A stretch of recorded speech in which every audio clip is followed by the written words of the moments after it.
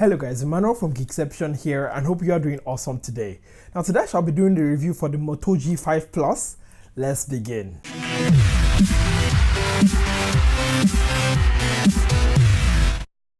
And welcome back guys. Now I've been using the Moto G5 Plus for I think a little over a week now, and I shall be quickly letting you guys know what I feel about the Moto G5 Plus. Starting with the display, the G5 Plus has a 5.2-inch 1080p display. The display here uses LCD technology, and while it is not as vibrant as, let's say, an AMOLED panel, viewing angles and saturation were alright, and it was even bright under direct sunlight as well. Now thanks to the rather modest 5.2-inch display, the G5 Plus feels very comfortable in my large hands, and with a metal back and frame, handling it was actually no issue at all, and it felt really comfortable all throughout the time I used it. Something I would say that I do not like though is that it has a big camera bump, and each time I wanted to put the phone on the table, I kept worrying about that camera bump. Moving on to performance, the G5 Plus is powered by a Snapdragon 625 processor along with 4 gigs of RAM. Now performance wise, I rarely noticed any slowdowns throughout my time using the G5 Plus. Running Android 7 here, Motorola made minimal changes to the core interface on the G5 Plus. While the G5 Plus is not the biggest phone out there, I did enjoy watching videos on it. The Full HD display has good viewing angles and sufficient brightness, and I would have to say that I have no complaints here. And either it was indoors or it was outdoors, watching videos on the G5 Plus is really pleasurable. Moving on to audio, something I like about the G5 Plus is the fact that on the front there, it actually uses the earpiece as the speaker. And in my observations, while it's definitely not the loudest, it is way more better than having it on the bottom of the phone. Now I carried out an audio test for you guys against the Sony Xperia XZ Premium as well as the Nexus 6P. Now these two phones have front firing speakers, and yes, I know they are not in the same price range, but these are the phones that I had that had front firing speakers. Anyways, check out that audio test.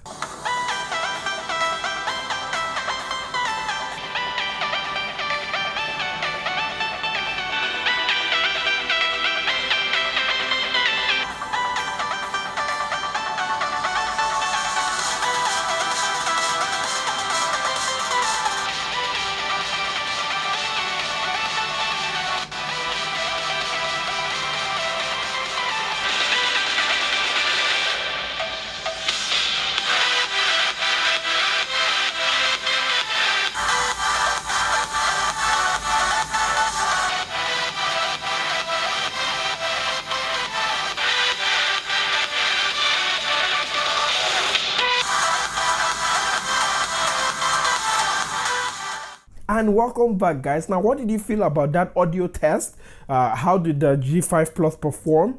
Please let me know in the comments down there below. And now moving on to the camera, I did a dedicated camera review of the G5 Plus, so I shall be leaving a link down in the description down there so you can go check it out. For quick observations, I would say the f1.7 aperture camera on the G5 Plus is really amazing, except when it's in low light. If you want to get a full picture of all of this, you get it, a full picture, go check out the dedicated camera review. As regards to battery, the Moto G5 Plus packs a 3000 mAh battery, and I must say I was unimpressed. Now here's why.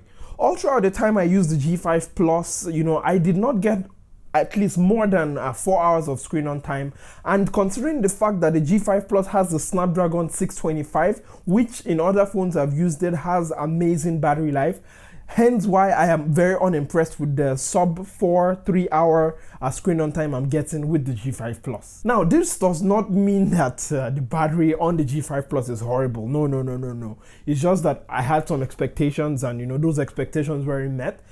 That is my battery life that I encountered on the G5 Plus. Now moving on to call quality, since you can actually use the G5 Plus as a phone. I know, surprising, right?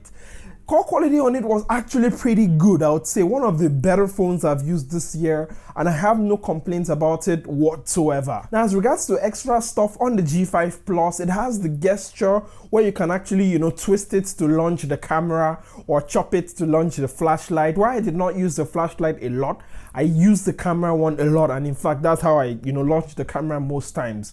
Also, the G5 Plus up front here is equipped with a fingerprint scanner, which is actually not bad when it comes to speed, and it recognizes my thumbprint really frequently, so I have no complaints there whatsoever as well. And rounding off this review, I would say I like the G5 Plus. It has a very good feel in the hand. It's not slippery, but you know, also the fact that the camera really performs like poor in low light conditions. And I also like the fact that, you know, the speaker up front there is really nice and it has good quality. But as regards to price, that is where I would say I think this is a little too overpriced. Because in that price range that the G5 Plus is in, I think I can count 1, 2, 3, 4 phones you can get for that same price, and I think you would still be getting a better deal. So I don't know, if the price drops down a little, yes, it will be a recommend for me, but from now on, I'll be giving it a 7 out of 10.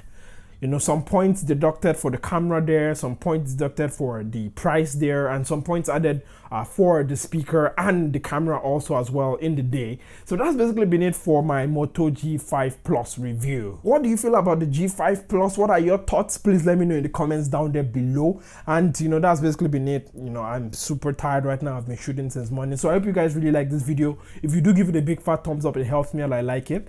A thumbs down if there's anything you do not like, and please let me know in the comments down there below. And don't forget to, you know, subscribe so you don't, you know, miss awesome, amazing content that will come your way. And even most importantly than subscribing, please make sure you take care of yourself. I shall catch you lovely, awesome, amazing person next time. Don't forget to be awesome. Bye.